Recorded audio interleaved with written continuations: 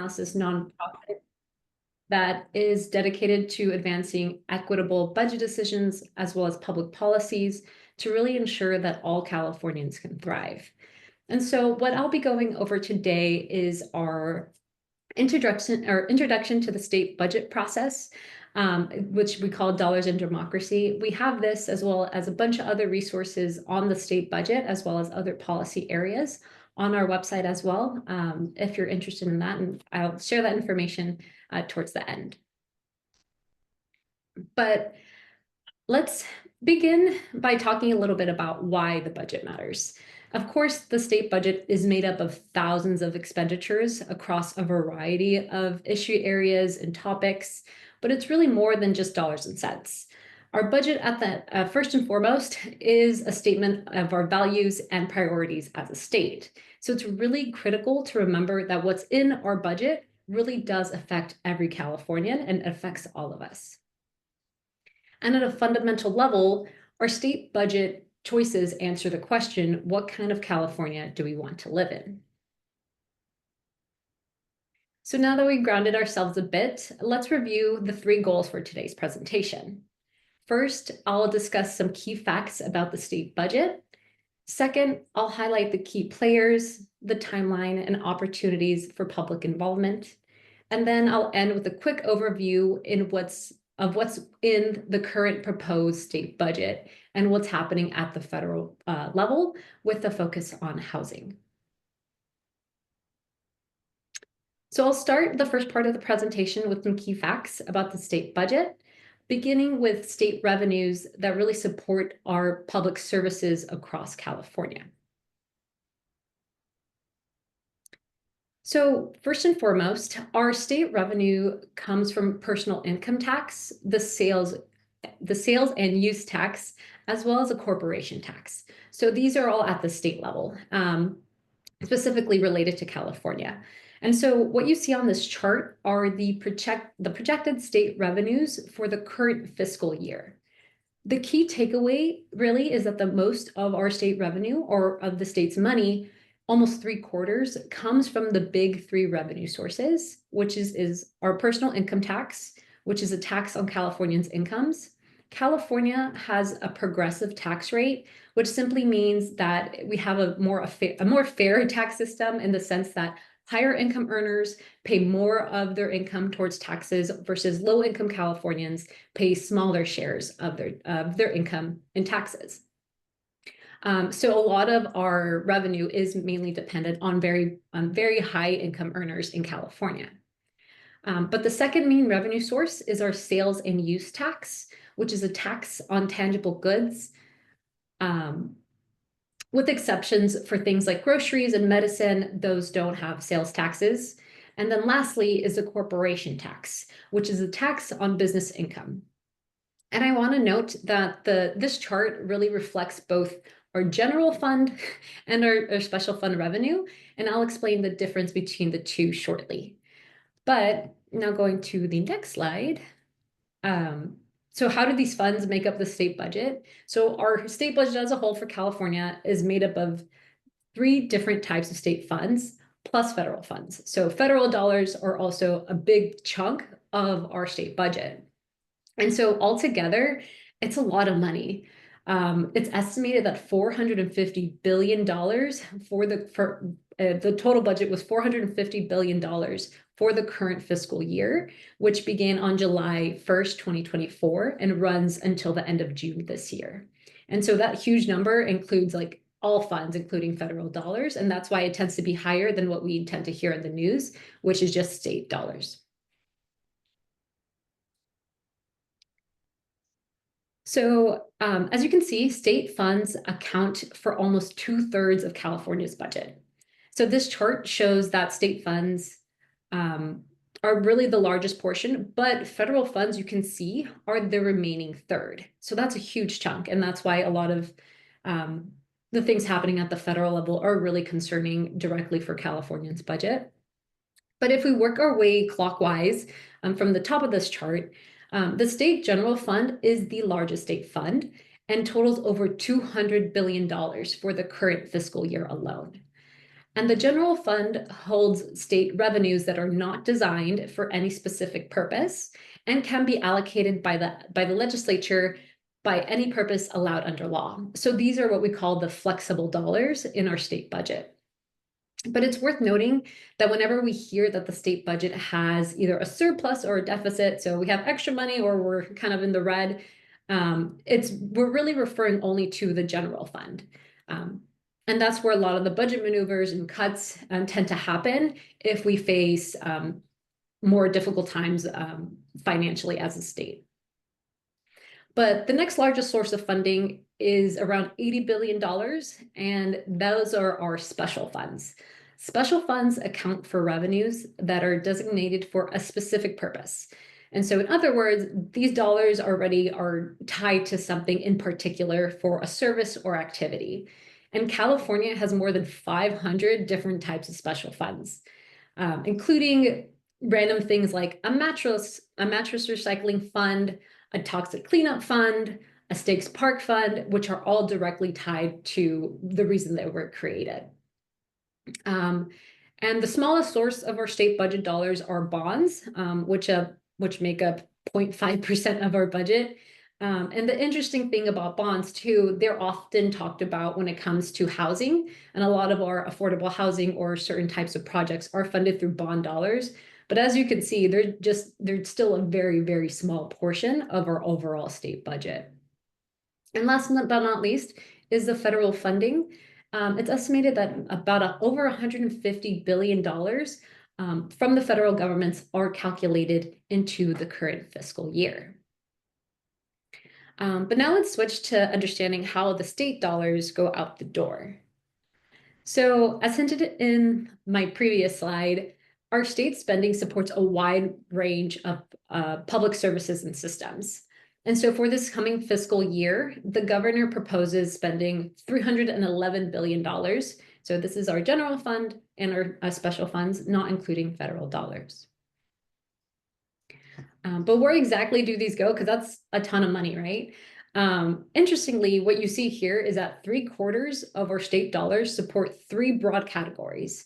And first is health and human services, which receives almost 40% of these dollars. And that includes things like Medi-Cal, right? It includes like healthcare coverage and insurance for low-income Californians who really need it. But then next, we see things like K-12 education, and then followed by higher education, which receives about 8% of our state dollars. And after these three large allocations, smaller shares go to the state's prison system, transportation, environmental protection, and other public services. I think what you may note here is that housing and homelessness is nowhere on this chart.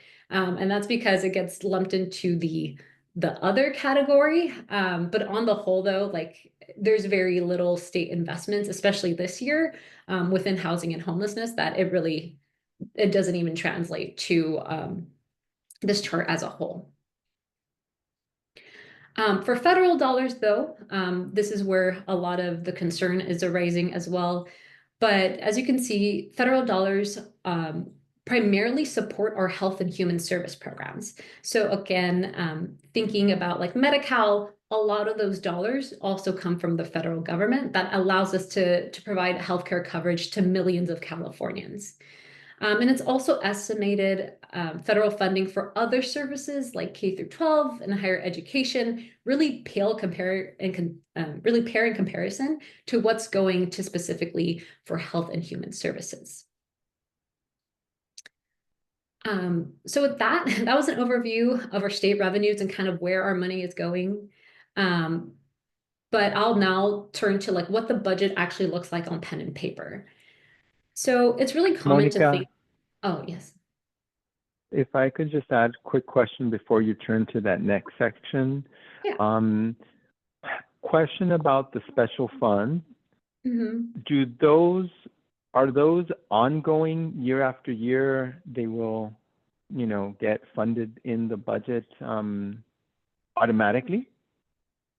Yeah, so the thing is they're tied to a specific revenue source. So like the mattress recycling fee, that's collected at that time when a mattress is recycled. So it really depends on the year or if where that money is coming from, if that makes sense. So, but it's interesting because it's already like, we get this money, but we don't really decide where it goes. It's already deciding where it's going to be spent. If that's Got it. therapy. And then you showed a slide about where the majority of the federal funds go to Yes. for, how it's spent. What about for the special funds? Where do that gets mostly spent on? That's a great question. I don't believe we have a chart on that. But that's because like there's over 500 different types of special funds. So it's a lot of these like small fees and whatnot. But I'm happy to look more into that and ask some colleagues to see if we have more resources on that. Got it. Thank you so much. Appreciate it. Okay, turning back to you. Oh yeah, so one thing about the state budget, it's really common to think about the state budget as just like one bill. But in reality, the state budget really consists of a large package of bills that's made up of budget bills, trailer bills, and other budget related bills. And so, for example, there's a very large number of bills that go through each budget iteration. So this chart shows that in 2024, Governor Newsom actually signed more than 30 budget-related bills. And this consisted of 7 budget bills, over 20 trailer bills, as well as some other related budget bills. And so, given the scope, it's no surprising that our budget is really thousands of pages long. And this photo here really just shows just the budget package for 2024 alone is about 9 inches high of just stacked papers. And so they can be either really long because a lot of line item things appropriate, like how much money is going to a specific program, and that's put into these budget bills or these budget trailer bills, which is why they end up just being so long. So let's begin with budget bills. Budget bills provide appropriations, which are the individual line items within the budget. And so these appropriations allow any state agency, department, or other entity to spend money from a specific fund for a specific purpose. And so it's really important to highlight that these budget bills move through the Assembly Budget Committee, as well as the Senate Budget and Fiscal Review Committee. And also to keep in mind that budget bills are always a majority vote bill. So they can be passed by a simple majority, with the state assembly only requiring 41 votes, and then the state senate requiring 21 votes. And so with that, there are 2 types of budget bills. And I promise this is really important for advocacy efforts as well, because depending on kind of what your ask is, there are various ways to go about it. But the first is what are known as the Budget Act. And this is the initial budget bill passed by the legislature, and that's signed into law by the governor. And this has to happen by June each year, and that's constitutionally required. So we also have what are known as budget bill juniors, and this is the informal term for any budget bill that amends the Budget Act, such as increasing or reducing spending. And there's really no limit on the number of these smaller bills, which really means that the lawmakers can amend our state budget as many times as they want throughout the year with a simple majority vote. And so this is how potential additional investments or even cuts are able to happen at any point in the year. And so the second are related to trailer bills. 2 things to note about trailer bills. First, they generally make changes to the state law related to the Budget Act, and changes that remain in effect unless modified or reserved by a future legislature. And second, trailer bills must contain an appropriation and be listed in the Budget Act. So there are requirements that they have to link directly to one another in order for them to be appropriately decided on. And so, like the budget bills, these budget trailer bills also move through our budget committee, so there are inputs for influence and commentary there. And generally, they can also be passed by a simple vote, unless they do something like raise taxes, which in California, in order for our legislature to raise taxes, that requires a supermajority vote. And lastly, I wanted to note that the budget package sometimes includes bills that move independently of the Budget Act. So they're kind of just on their own trail. And these include independent bills that aren't considered trailer bills because they aren't technically directly linked to our budget, or the main Budget Act. And so these can make changes to state law. They can include constitutional amendments or bills passed in a special session. As we just saw earlier this year, our legislature held a special session specifically in regards to some responses at the federal level, allocating some money for legal funds in our Department of Justice, but also as we saw with the wildfires, as our legislature appropriated some additional funds to help in those recovery efforts. So part two, so now let's turn to the part of the presentation where it's more the key players, the timeline, and really opportunities for public involvement and advocacy to really help support your priorities.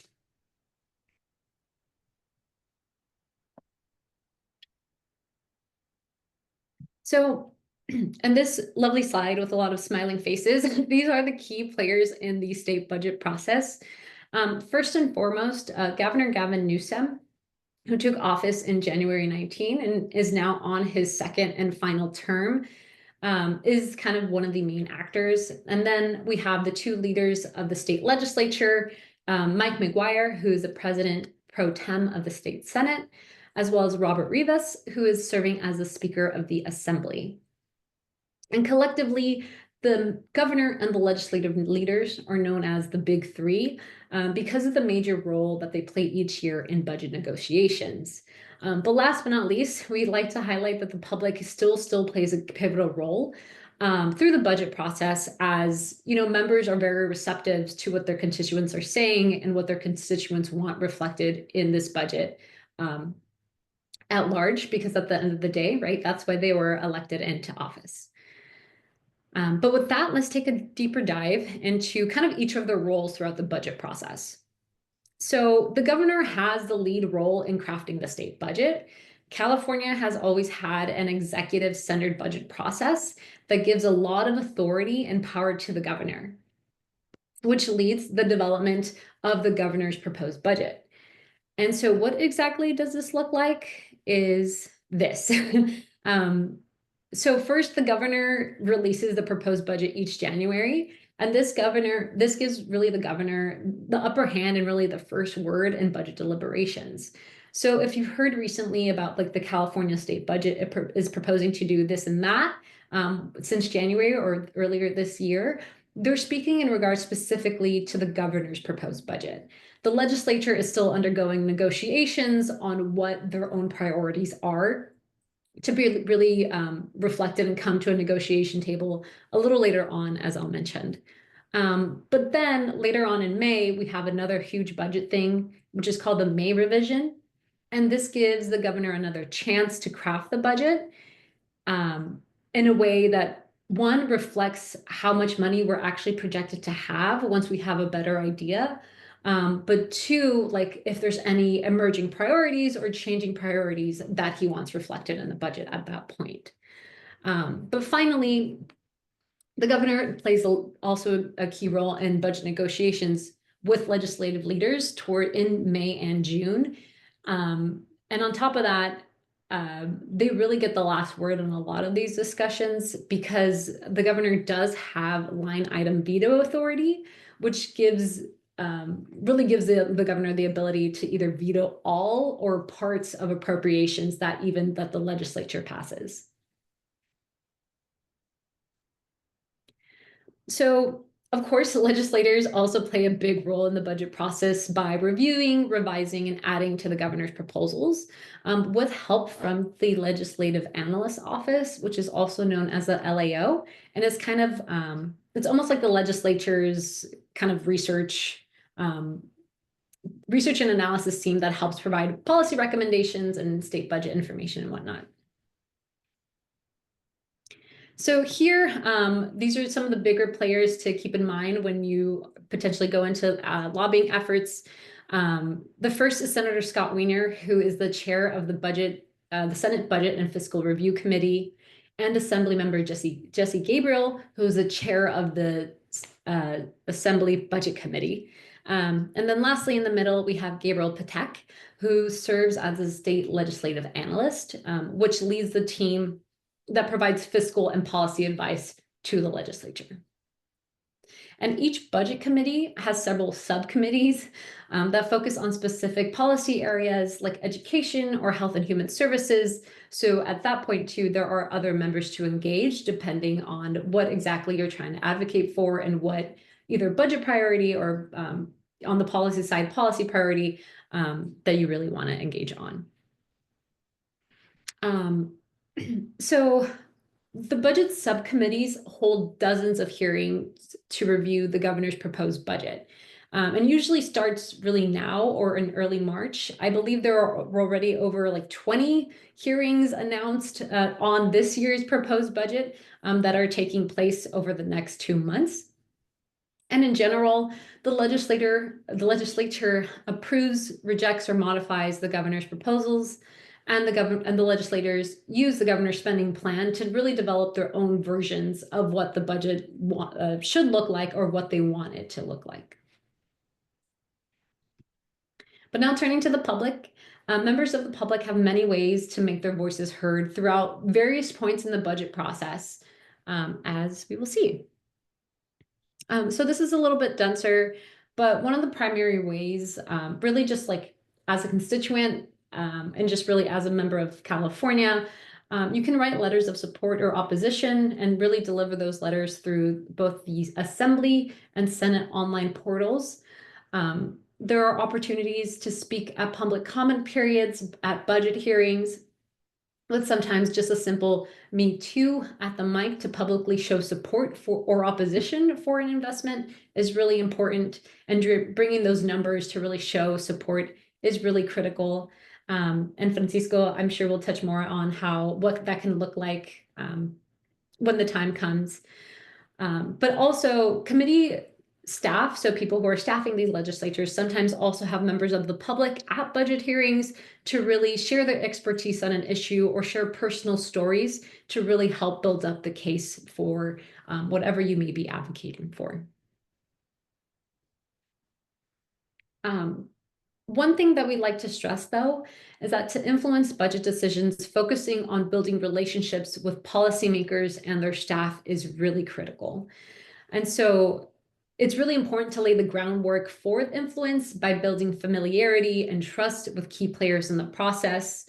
And normally the fall is the best time to do this because it tends to be a slower time for the legislature since they're on recess.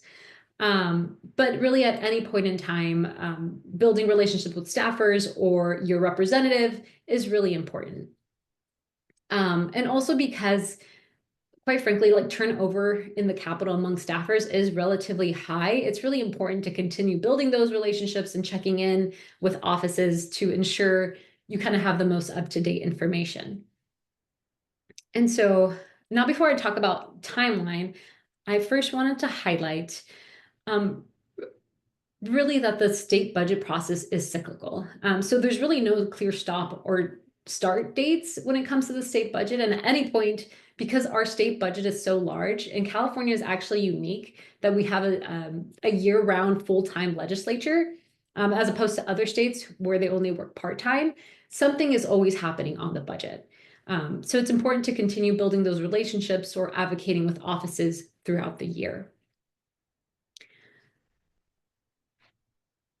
So now if we break down the timeline, it is February 18th. So we're in kind of the January to mid-May period, but it's really important to kind of start a little bit before then for planning reasons. But July to December, as I mentioned, is the quietest period as the legislature is typically on recess. And 3 things during this period: the governor is already kind of working on the budget for next year and thinking about the state's fiscal picture, as well as what are the priorities kind of to look forward to. But at this point too, it's really important to even build new relationships with policymakers and staff, including folks in the executive office, if that is a possibility. So January to mid-May, the period that we are in now, is really the heart of the budget process. And it's the period with the most consistent and transparent opportunities for public engagement. So the proposed budget that we see currently is the governor has to release that by January 10th.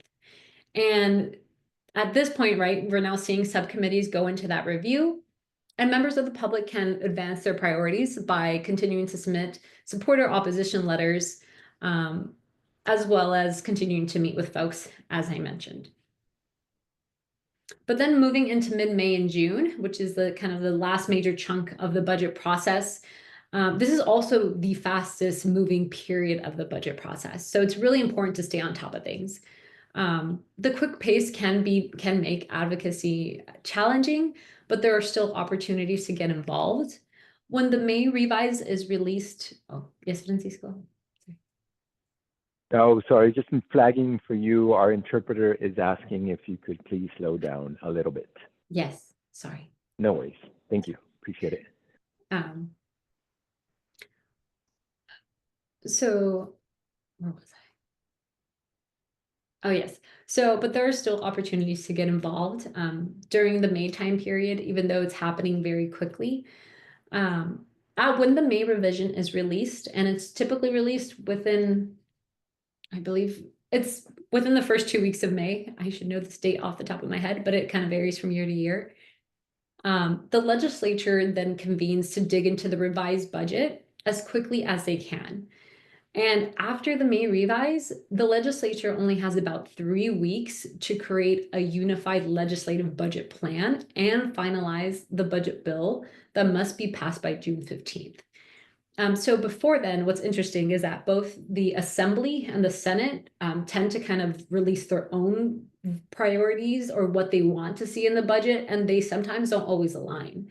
So it's really critical that during this 3-week time period that they have to essentially like come to compromises, both within both houses, but also with the governor. And so typically during this really fast-paced time, advocates can still comment at additional budget hearings that happen and continuing to meet with policymakers to ensure that their priorities really do make it into the final budget, because this is the home stretch for opportunities for the current or for the proposed fiscal year that's being worked on.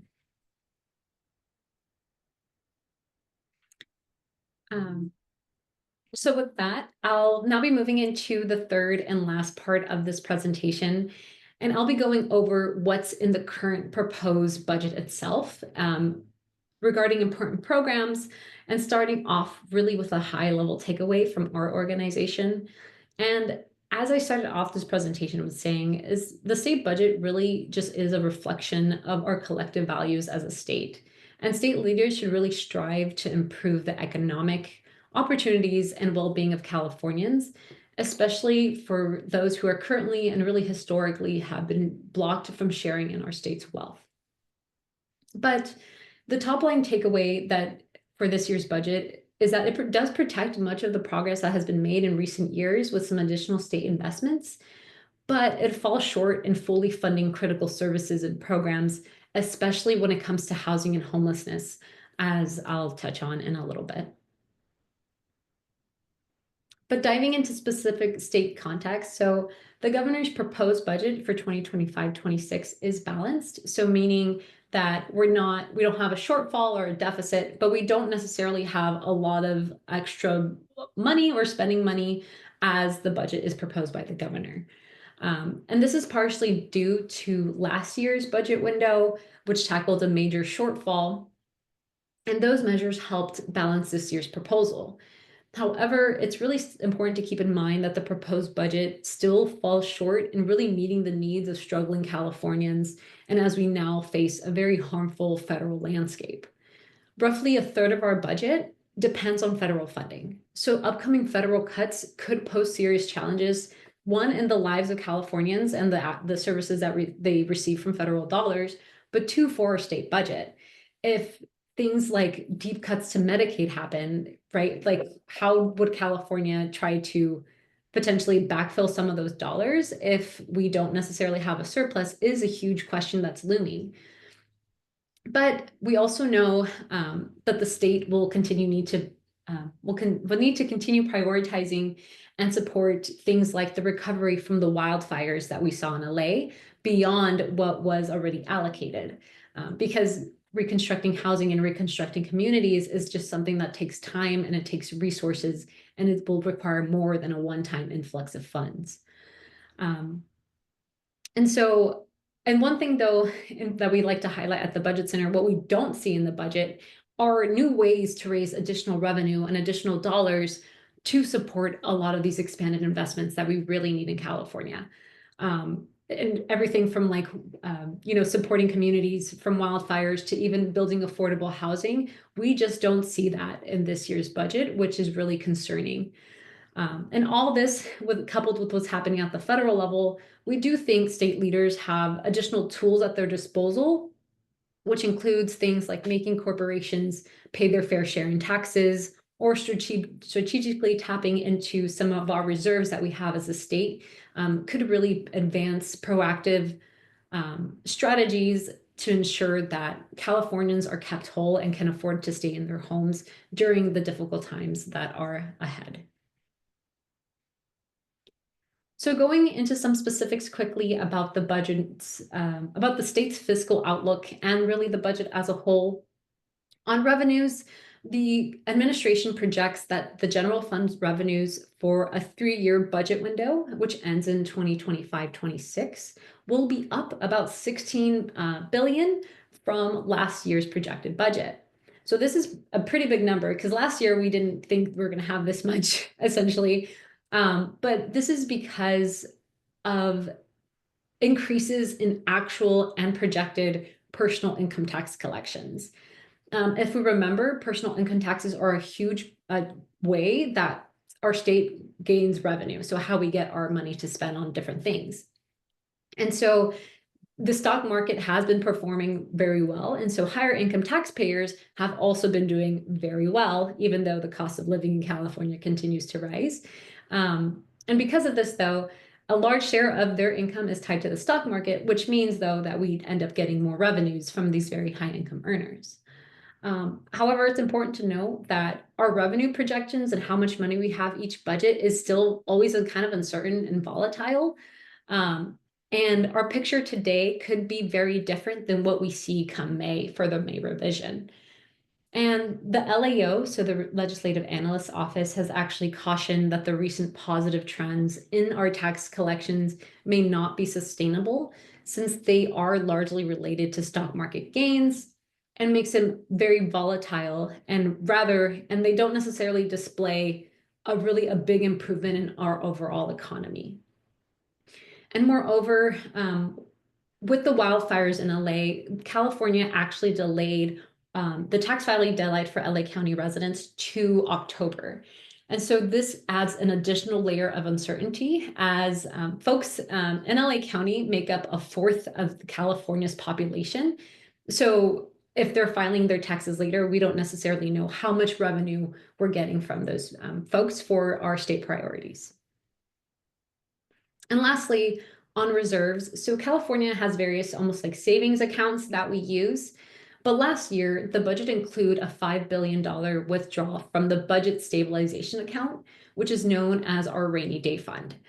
And this was really intended to help balance our budget to try to protect some cuts from various programs, even though we did see cuts last year, especially in the realm of housing and homelessness. These funds were meant to protect some other programs. But last year's plan also included a plan to withdraw an additional $7 billion this year. And the governor proposed budget maintains that. So we're still drawing down some money from our rainy day fund, and it leaves us with about $11 billion in that fund still.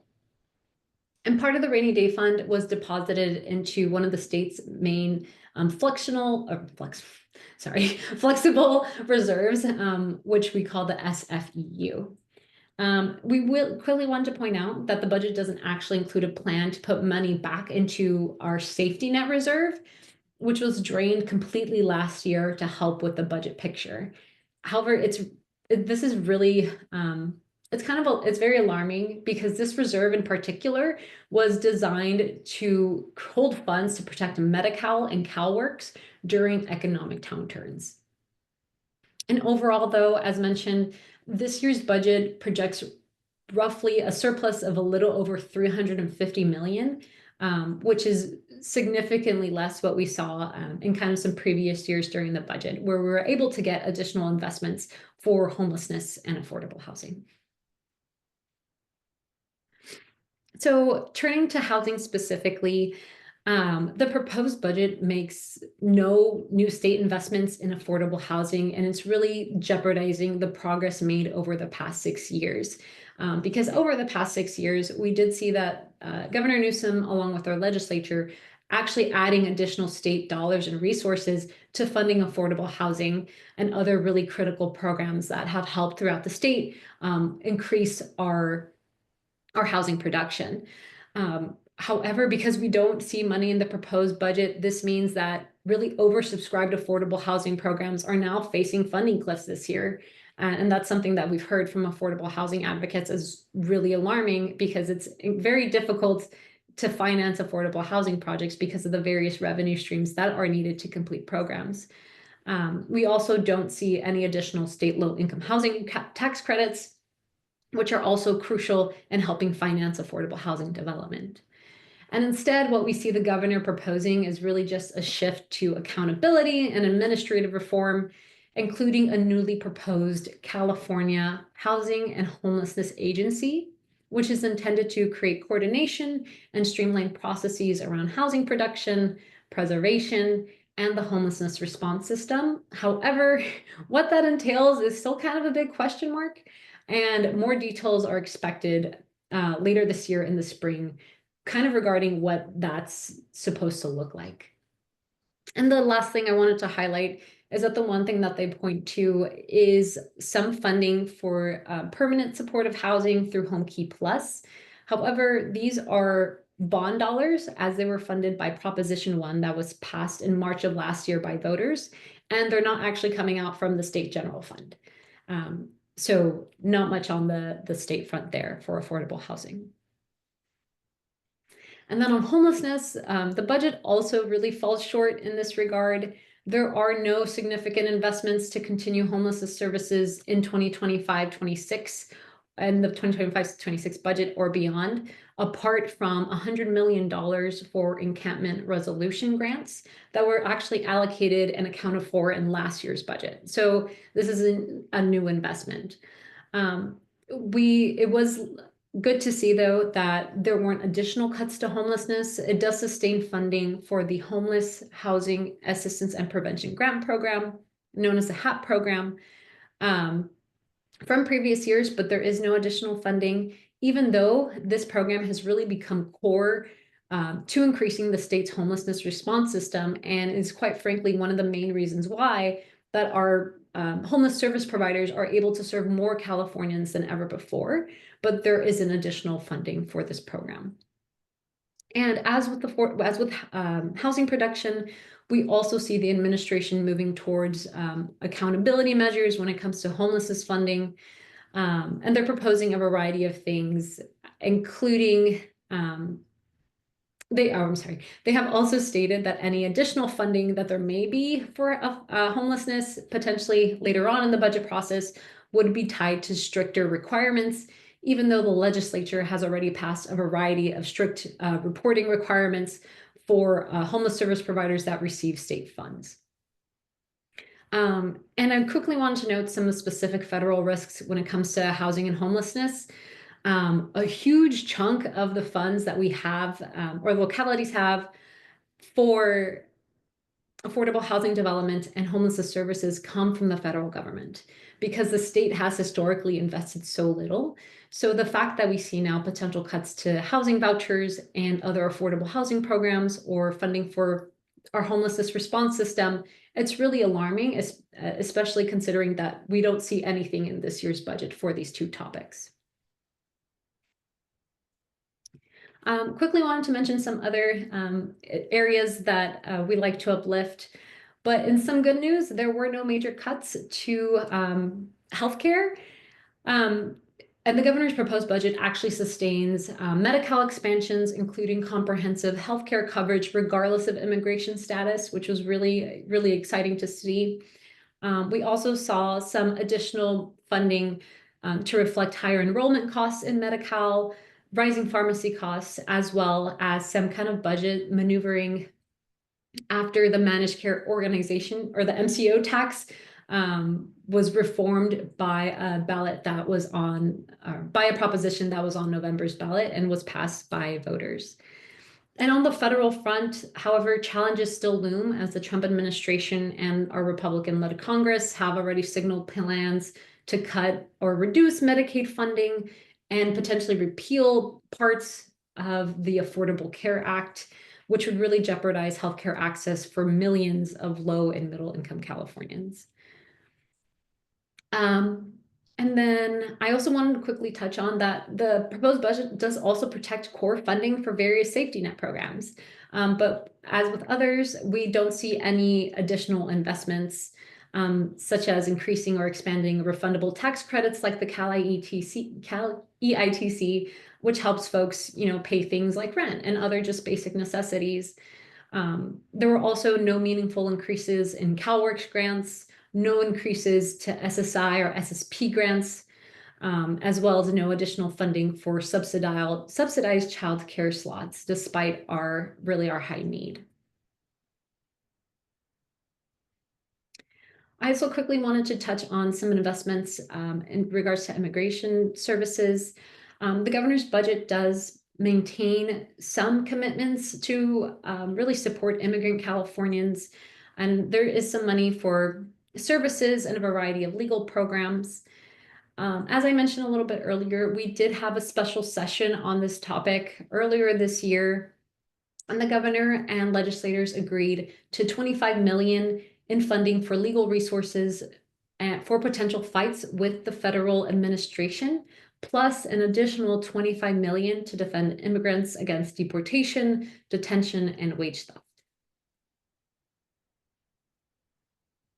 And lastly, I just want to cover climate change and wildfire relief briefly. The devastation really caused by the wildfires in LA this year are really a stark reminder of how critical these investments are, especially when it comes to housing, especially in vulnerable areas. But so the proposed budget does lay out a plan for a climate bond that was also passed last year. And some of those funds are dedicated in the proposed budget for things like wildfire prevention, clean water, drought and flood resilience, and other climate projects. We also saw that the governor signed legislation directing $2.5 billion to support the response of the wildfires for LA. Those funds are supposed to be refunded by the federal government, but they are supposed to be refunded, but Trump has stated some things and been wanting to tie some of the repayment for those funds for certain specific policies. But all that to say, those funds are hopefully coming back to California and going back into our reserves once they're refunded by the federal government. And so lastly, kind of what to expect at the federal level. The current administration and the Republican trifecta that we have in Congress really poses a serious threat to our economy and Californians' well-being, especially seeing how much of our budget comes from federal funds. We've already seen the Trump administration pass more than 70 executive orders in its first week, and we saw wild news about the Office of Management and Budget freezes, which threw a wrench into federal dollars going to important programs. And we expect more actions against progressive policies in areas like we talked about today. And currently, as of this week, both the House and the Senate have passed budget resolutions out of their committees, which means they would have to go to the floor next.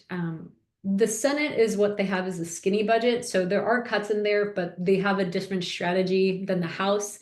And the House is a larger package that includes a variety of things, as well as pretty deep tax cuts that are very harmful and really just benefit very wealthy people and corporations.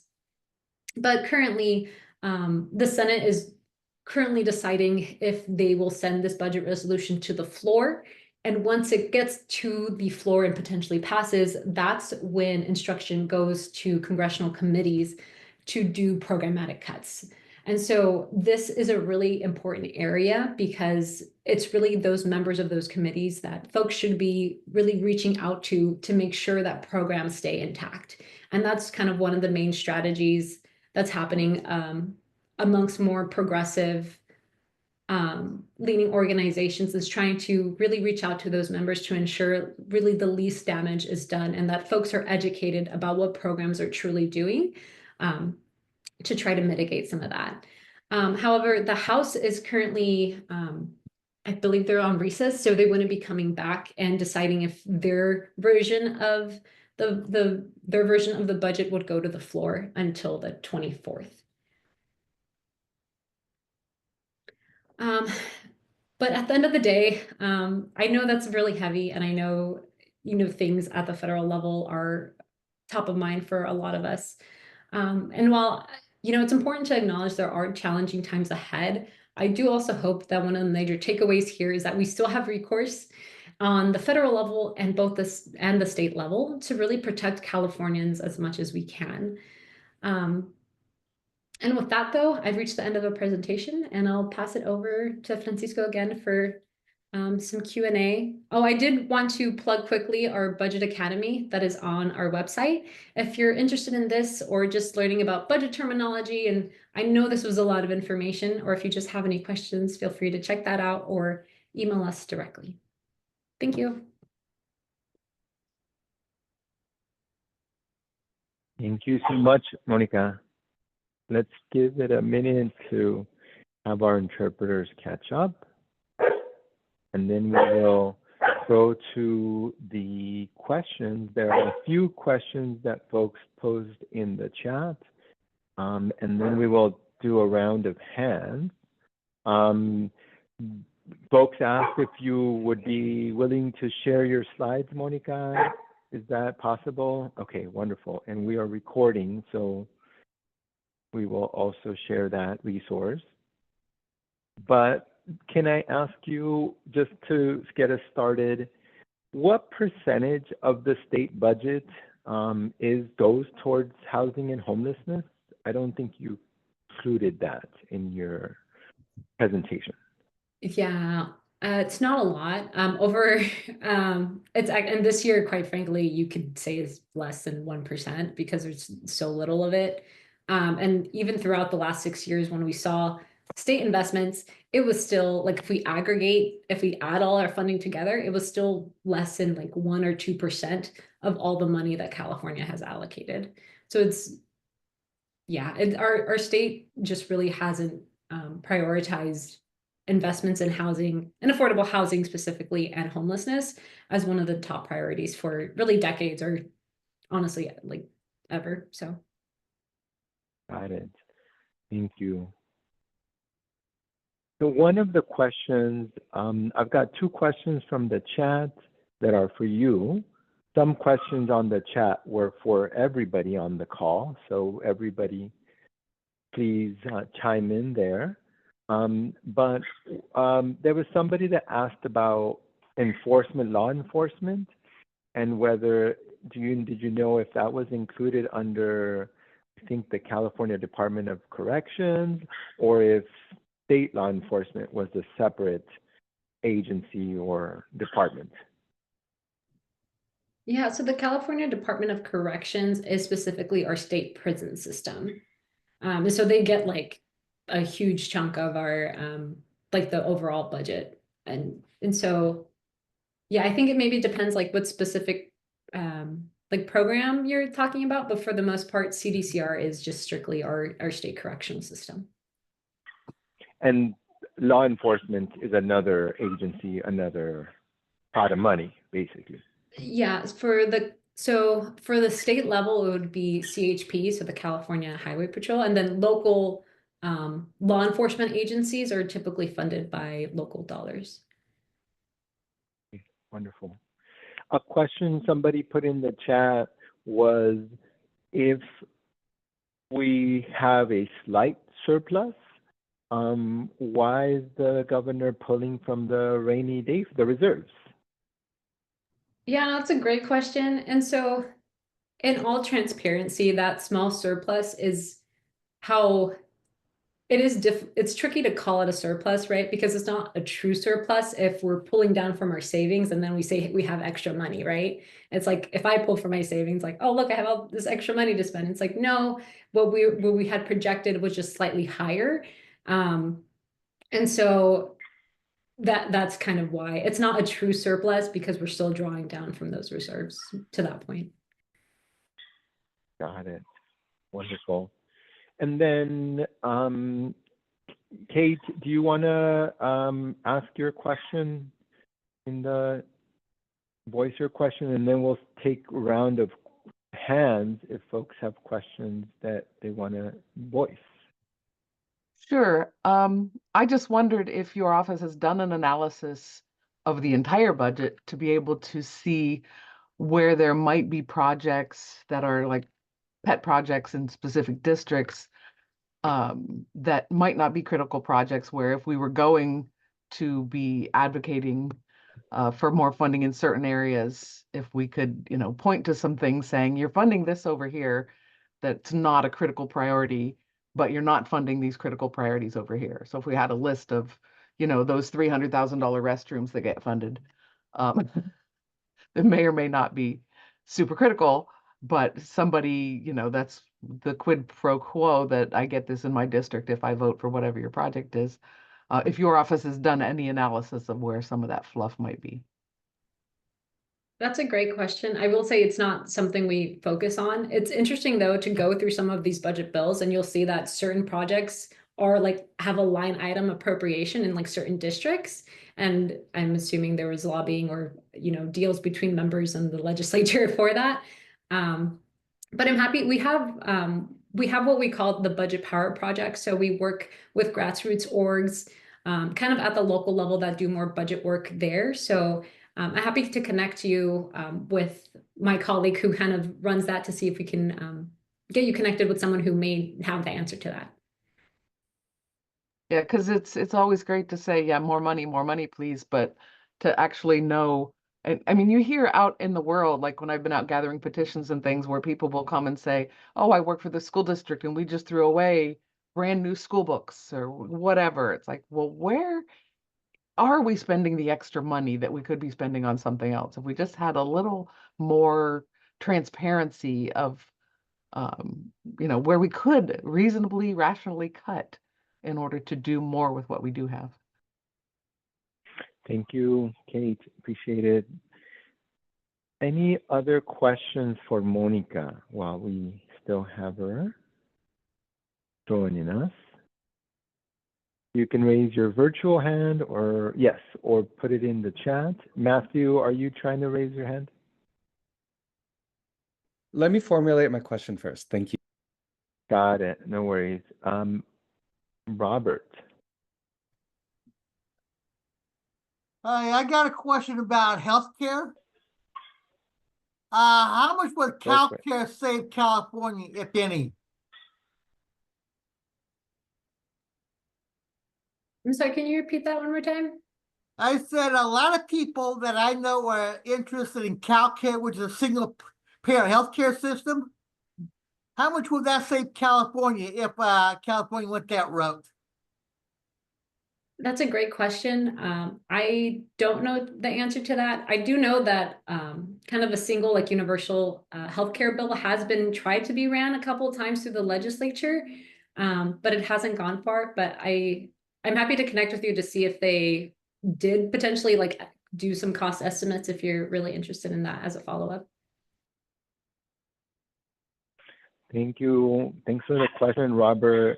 I also think both Kate's question and Robert's question is also a matter of, like, how do we change the institutions that we currently have, or the programs, in order to be able to provide for the needs that we have. So I will mention that many of our affordable housing colleagues, advocates that, you know, in support of affordable housing, that's what they focus on. Many of them are hold promise for this reorganization of some of the housing programs into one housing agency. Right now, it is included into many different things. You know, one worry that I have heard is that we will create a new agency, but we won't be, you know, funding it in order to do its work. So that's obviously a concern. On the plus side, currently for affordable housing developers, they have to apply to 4 different programs, state programs, in order to be able to, you know, secure funding for their projects. Perhaps this reorganization can help streamline that on the administrative side, so it won't be as challenging on the bureaucracy, right? Don't know if they are folding in Care Court into that new state agency, Matthew. That's a good question. The broader agency that currently houses housing, that housing is currently a part of, is consumer services, business services. So there also the question, I'm wondering, what about consumer protections for tenants and homeowners? Is that going to go under the consumer services new department or the housing department? Monica, I know this reorganization is very new. You don't have any answer to that? No, actually, that's a great observation. But I know, so what's happening now is that the Little Hoover Commission, I believe constitutionally has to kind of give recommendations on what the agency could look like. And from what I've heard, though, now is a really good time to help to try to provide input to them specifically of like what you would like to see or not see, quite frankly, in the agency. Wonderful. Thank you so much. And any other questions for Monica? Yeah, thank you so much, Monica. That was really helpful to understand like the general overlay. My name is Matthew Vu. I'm involved with the Los Angeles Community Land Trust Coalition. We've been doing a series of we've been advocating for wildfire recovery, and you know, just trying to navigate this process has been mad difficult with all the timelines and such like that, especially the different pathways for the different tracks and stuff like that. I'm wondering if you have any additional resources that would help us navigate that timeline moving forward. I know right now this may be some of this is special or moving quickly. I'll admit my advocacy is more regional, local, so it's not so much state centered. But we are trying to provide these resources to Altadenians who only have 3 elected officials: their state senator, their assembly member, and Catherine Barger, the supervisor. So anything would be super helpful on that. Yeah, and I'm happy to follow up. I know our partners, and Francisco can speak to it too, at the California Housing Partnership have also been doing a lot. They focus specifically on affordable housing and kind of those recovery efforts. So happy to pass along resources and names and contacts. I'll share that with Francisco. Wonderful. Thank you so much.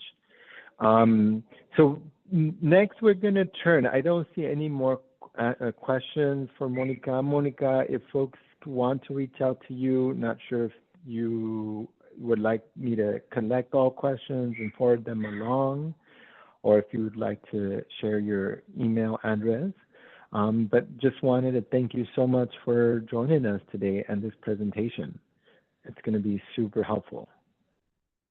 Yeah, thank you for having me. Quite a few folks that asked us to record it and share the recording. So besides the folks that joined today, we're also going to share it out. Yeah, it's good to hear. I did drop my email in the chat in case you feel free to email me. And I'll also share some additional resources to you to hopefully forward to the group and vice versa. But yeah. Thank you all.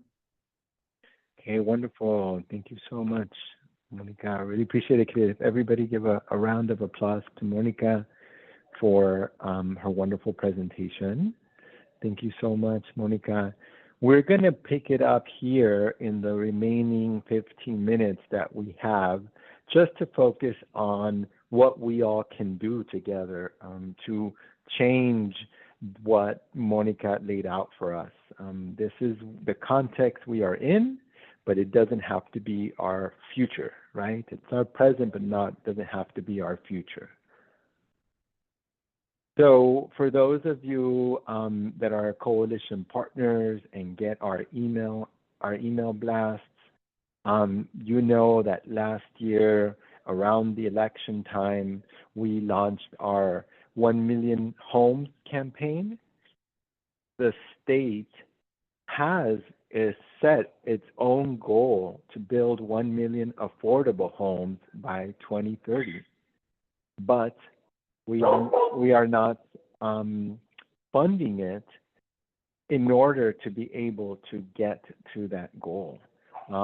So what are we going to do about it? In addition, there are 46,000 affordable housing units that are ready to start construction right away and are not being funded. We can try and see if we can break down those 46,000 shovel-ready units by jurisdiction so that you know how many of those are in your community. And this, I'm just walking us through what Monica laid out in the context. So when affordable housing advocates and homelessness advocates get together and say, what are we going to fight for? What are we going to ask from the state budget? This is the context that they are facing. As you see, it is very limited opportunities for growth. There currently isn't much political will to identify new sources of revenue. But that is, again, all of this is part of what we have to change. So I'm going to talk about, short-term goals and longer-term goals. So many of you signed on to a unified collective budget request on housing and homelessness, affordable housing and homelessness. Thank you for those that did. In total, that budget request is for $2.9 billion. That's not a lot of money. It's around 1% of what the state budget is, right? But as Monica laid out for us, in the governor's current budget, we don't even have that, right? So getting at least 1%, it would get these some of these buildings that are these projects that are starting to get going. It includes, these are the breakdowns of what's included in that. So $1.9 billion for new housing, affordable housing, and some rehabilitation. And that includes tribal housing programs, farm worker housing programs, as well as programs for home ownership, both single family and multifamily homes, affordable opportunities to build, to buy. This budget ask also includes additional amounts of $1 billion for local homelessness response. this is less than what this administration has been giving in the recent years. So it's been decreasing. And again, in this year's governor's budget, there isn't any of this money currently allocated or currently proposed. So thank you so much for those of you that already signed on to this letter. You can continue to sign on to it. As Monica laid out, this is the advocacy season right now. We're in the middle of fighting for these allocations of funding. So it's not too late. You can still sign on. And it's also helpful for us to know that you are interested in this fight, right? Because then we can connect with you about additional ways that we can activate our members, your community in support of these investments that we know we need. Okay, I'm going to talk about 2 additional opportunities that are not included in that big budget request. And then I've got one more slide just to walk you through some of what we're thinking of pulling together as a coalition to fight for these investments. So one pot of money or one program that isn't included in this letter, at least a amount requested, is a program that is just getting up and running. It was started by the legislature. It got some, originally had some money allocated, but the housing department took a long time to get the project ready, and in that time, the legislature took the money away. And that is money to be able to help community land trusts, nonprofits, be able to acquire homes that are going through foreclosure or at the risk of foreclosure. We know we need to preserve the housing that we have currently, and that's not just the subsidized housing, but also housing that's not subsidized but is affordable.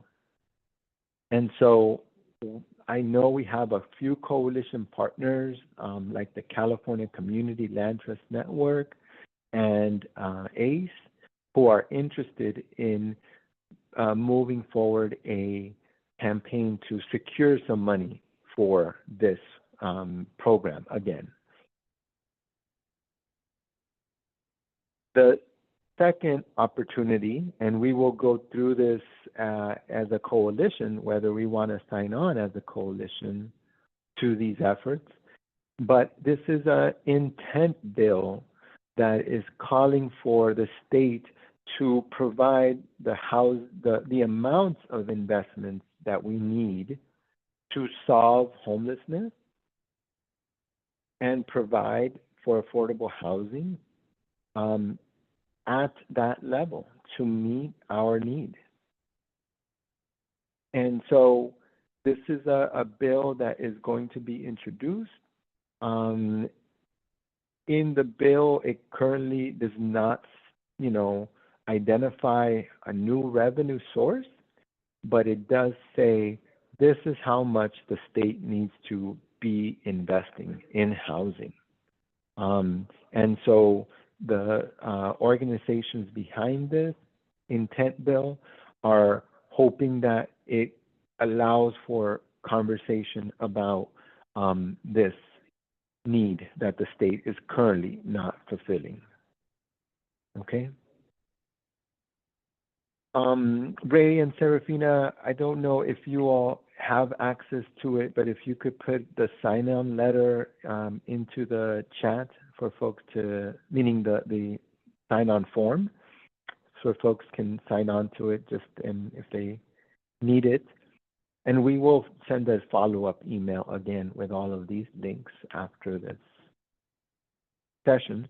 This is my last slide, and then we'll open it up to questions and provocations and challenges so that we all can get activated.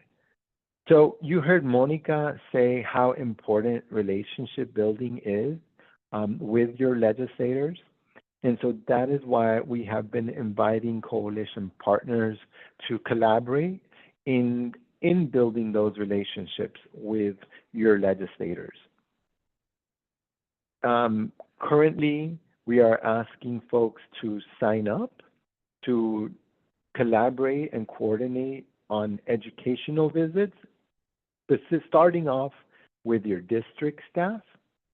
Those are the people that work for your legislators, but that are based in your communities. You all should know them. You all are community leaders and advocates on housing justice. They need to know you, and you need to know them. So let's make sure that is happening. We've developed some materials to help those, meetings come together. So we will share those. And if folks need help to make these visits happen, we can also help with that. Next, save the date, April 28th, Monday. It's a Monday. It is our annual Capitol Day, where we will be in the Capitol and bringing these needs to our legislators. So that's an opportunity to, you visited their district staff, and now you are going to their Capitol office and say, hey, we talked to your district director about this, right? Here's what our community needs. I know we will also be doing social media activation because we need to bring all our communities into this conversation and supporting them. And in last year, we did do different press conferences or rallies. We could even do protests. I think this second question is also a matter of capacity and how much coordination and planning you all as coalition partners have capacity for. So there's some questions in the chat about this question, sort of when are we all going to the Capitol? So I'm glad we're issuing it, publicizing it today. But let me stop there and see if folks have any questions for us.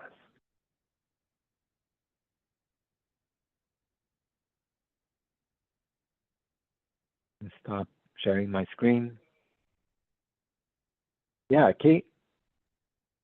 Yeah, so we've been gathering this list for meeting with district staff and legislators for a while. I didn't see anybody else signed up in my district.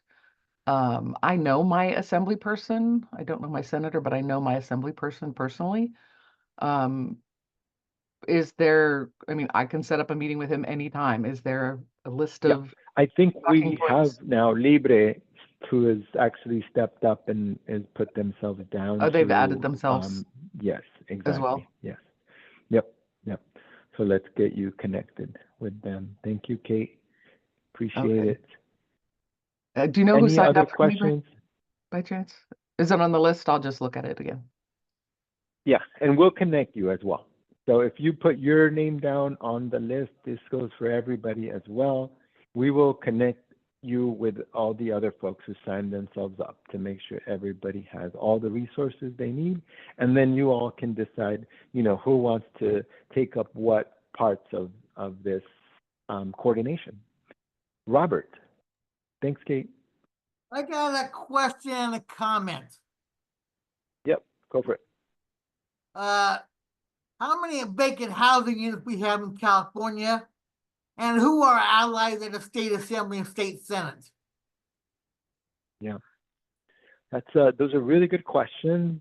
I don't know if there is a figure about vacant housing for the whole state, let me ask some of our partners that, do research.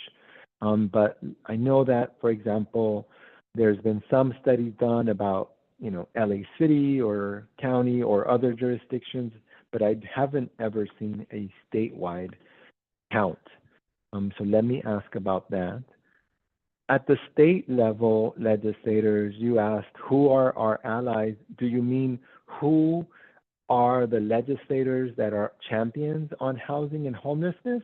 Or are you asking what other organizations and sectors care about housing? I'm talking about the legislators, Okay. but I know there's Yes. a lot of new state assembly members, state senators. Yes, absolutely. And some of the folks that were champions have now moved on. So, for example, Luz Rivas in the San Fernando Valley in the past has been a champion asking for a permanent source of funding for homelessness. She is no longer in the legislature. So there's definitely new people there.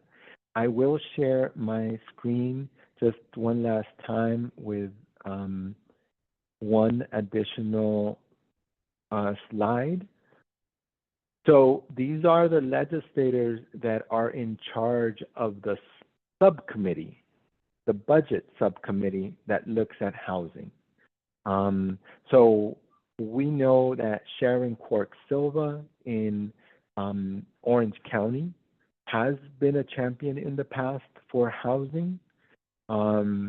Matt Haney in San Francisco is the current chair of the housing committee. And Chris Ward used to be the chair of that committee. So I can tell you for sure, we know that those legislators are housing champions. How do we get if those are not your legislators, the question is, how do we get your legislators to also be housing champions and work with these legislators? On the Senate side, this is a brand new senator, Chris Cabaldon, who is the chair of this subcommittee. And then I'm focusing on the Democrats, but in South LA, we have, or in Central as well, Senator Lola Smallwood Cuevas. Again, we need to meet with these people and make sure they are hearing from you, and then they can also share what they need to be effective champions for housing and our homelessness solutions that we need. Okay, we are at time. Thank you so much. If you haven't yet signed up for our advocacy letter, please do so. We are also, we'll share out a way, that way we can also keep everybody engaged in this fight. And please sign yourselves up for a legislative visit.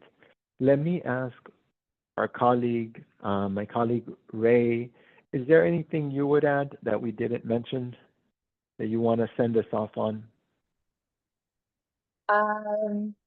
Well, I'm just excited to continue our fight to get the 1 million homes that the state has committed and promised. And we are going to do this with all of these advocacy asks, but we need your help. We need to do this together. We need to build power, and we need to connect with each of our neighbors and every single one of our members, and just continue to preach and we will win, because when we fight, we win. So I'm really excited about this year and continuing that fight for the 1 million homes. Wonderful. Thank you so much, Ray. Appreciate it. Thank you, everybody, for joining us today. We will get the recording and the slide, and we'll share it with everybody. And if you do not get our email blast, please add your email in the chat. We will keep it going for a little bit longer. And thank you so much. Be on the lookout for opportunities to get these funds. And please sign up for an educational visit with your legislators. So thank you so much. Have a good day, everybody. Appreciate it. And thank you to our interpreters, Veronica and Alexia. Thank you, Veronica and Alexia.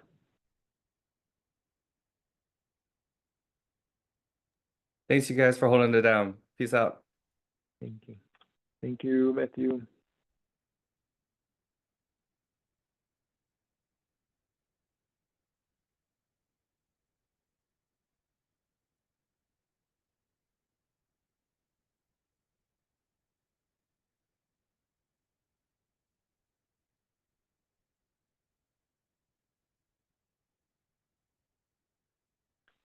I'm not sure if Serafina's still on. Serafina, do you know how to Yes. save the chat? Yeah, I can Or save the can you chat. please save it? Mm-hmm. Okay, I'm trying it, and sometimes it automatically does it, and sometimes it doesn't. Yeah. Are you seeing that Irmina is asking to be added to our email list, and so is I saw that. Lisa?